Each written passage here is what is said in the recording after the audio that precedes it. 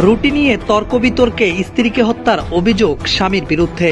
কুমিল্লা জেলার বরুড়া উপজেলার আড্ডা ইউনিয়ন বেজিমারা গ্রামে মোহাম্মদ আব্দুল মান্নানের বিরুদ্ধে রুটি নিয়ে তর্ক বিতর্কে স্ত্রী রতন আক্তারকে হত্যার অভিযোগ উঠেছে। স্থানীয় সূত্রে জানা যায় 6 জানুয়ারি মঙ্গলবার রাতে স্বামী স্ত্রীর ভেতরে তর্ক বিতর্কের এক পর্যায়ে স্বামী মান্নান স্ত্রীর শরীরে প্রচন্ড আঘাত করে, এতে স্ত্রী মারাত্মকভাবে ক্ষতিগ্রস্ত হয়। পরে সারা রাত ডাক্তারের শরণাপন্ন না হওয়ায় সকালবেলায় স্ত্রীর মৃত্যু হয়।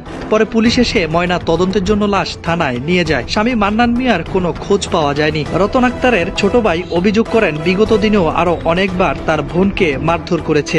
এখন তারা সুস্থ তদন্তের মাধ্যমে সঠিক বিচারের দাবি জানান। রতন আক্তারের 3 সন্তানের সাথে কথা বলতে চাইলে তারা ক্যামেরার সামনে কথা বলতে রাজি হননি। একটু যা ঝামেলা গেছে স্বামী স্ত্রী, পরে বটতলি আসি শুনি যে না একটু ভালোই মানে তাদের ভিতরে ঝগড়াঝাটি হয়েছে। আমরা গেলাম ওখানে, যাওয়ার পরে মনে করেন দেখলাম যে আমার বোন জ্যাঠ বোন রতনাপা উনি ঘরেতে নাই। পরে ওনার একটা ছোট ছেলেরে বললাম যে আসলে কি হয়েছে, কালকে যা ঝামেলা হয়েছে বলে এটা করার পরে আবার আমার একটু মানে মারধর হয়েছে, ঠিক আছে। পরে আর হসপিটাল নিয়ে গেছে। তো আমরা বললাম যে কোন হসপিটাল নিছে আমাদেরকে একটু বলেন, আমরা দেখে আছি। পরে বলতেছে যে আমরা তো জানি না কোন হসপিটাল নিছে। পরে বললাম যে তাইলে একটু ফোন নাম্বারটা দেন, ফোন নাম্বারটা দিলে আমরা একটু যোগাযোগ করি। বলছে যে ফোন নাই, ফোন মানে বাসায় রাখি গেছে, কোনো ফোন নাম্বারটাও দেয় নাই। তো পরে বললাম যে এটা কোন ধরনের কথা, যে কোন হসপিটালে নিছে এটাও জানেন না, আর ফোন নাম্বার চাইলাম কোন ফোন নাম্বার নাই। এই তথ্যটা মানে আমাদের কাছে সকালে। পরে আমরা এখান থেকে আবার মানে একটু খোঁজ নিলাম যে মিয়ার বাজার আশেপাশে বা কোনো জায়গায় আছে কিনা। আসতে আমরা আবার 2-3 জনের জানাই আইসি বেজিমারাতে যে আসলে কি ঝামেলা হয়েছে এটা একটু দেখেন তো, যে আপনারা যার কাছে আছেন ওই মহিলা তো মারা গেছে। মনে করেন থানায় পোস্টমর্টম রিপোর্টে কি আসে, এটা তো মনে করেন হত্যায়, যেটা মনে করেন। স্বামী কি আগে এরকম অত্যাচার করতো কিনা ওনারা আগে আপনাদের কাছে এরকম বিচার আসছে? আরো অনেক দেন দরবার অনেক কিছু হয়েছে, মানে এটা আরো নাকি এরকম মনে করেন এলাকাবাসী আরো সালিশ করছে বা বহুত রকমের মানে বুঝে এটা মানিয়ে দিয়েছে।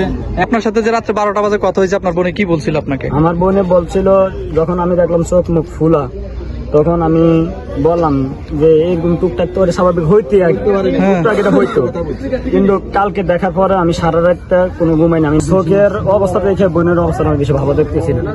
রাত্রে প্রমাণ আছে দেখেন, আমি বোনের জামাই রাত্রে 12টা নিম্নে কমের পক্ষে 20 বার ফোন দিয়েছিলাম, কোনো ফোনই রিসিভ করে নাই। না, বোনের যে পরিস্থিতিটা দেখছি মনে হয় যে বোনের অবস্থা খুব খারাপ। কত বোনের আমি মারি নাই, আমি তোর বোনের গায়ে হাত দেই নাই, তুই কে? এটা কই লাইনটা গাছটা আপনি দেখেন। আমি কমের পক্ষে না হইলো রাত্রে 12:30 পর্যন্ত ফোন দিয়েছিলাম, বেজিমারার মন্নান ভাই 12:30 বাজে ফোন দিছি। আর যে ছোটটা যেটা আমি আজকে থাপ্পুর মারলাম, এটা আমার সকালে যদি বিশ্বাস নাই আল্লাহর কোরআন এনে দিবেন, আমি হাতে নিয়ে কমু তে পর্যন্ত কাঁদছে যে মামা আমি আমার বাপ তো, আমি তো বলে পারি না, আমার পর্যন্ত তে মারছে, আমার পর্যন্ত মারছে মামা, আমি হের লগে বলে পারি না, আপনারা কি করবেন করেন। আমি সকালও না হইলো 2-2.5 ফোন দিচ্ছি, আমার স্বাস্থ্য ভাই করে জিজ্ঞাসা করেন, ফোন ধরে না। আমি এটা সুস্থ বিচার চাই এবং ফাঁসি চাই। আচ্ছা আচ্ছা, ঠিক। আমি মোহাম্মদ বোরহানুদ্দিন, যাকে মার্ডার করা হয়েছে তার ভাই ভাতিজা। শুনতেছি যে ফুফুকে হাসপাতালে নেয় নাই, সাথে সাথে মারা গেছে। এখন আমি যেহেতু রওনা দিয়েছি তাদের বাড়িতে, এখন উদ্দেশ্য তারাকে বলতেছে যে স্ট্রোক হয়েছে দামাত সাহেবের কারণে, যেহেতু বাপ মা হারাইছে, এখন বাপ যাতে না হারায় সেই জন্য। তো আমি আপনাদের কাছে একটাই চাই, যেহেতু আমার ফুফুর উপরে ছোটবেলা থেকে অত্যাচার ডিফেন্ড করে আসছে, আমি তাকে ফাঁসি চাই এবং আপনাদের কাছে সহযোগিতা চাই। আপনারা যেভাবে সুন্দর হয় এটা আইনের রাতে এসে তাকে সর্বোচ্চ দাবি জানাচ্ছি।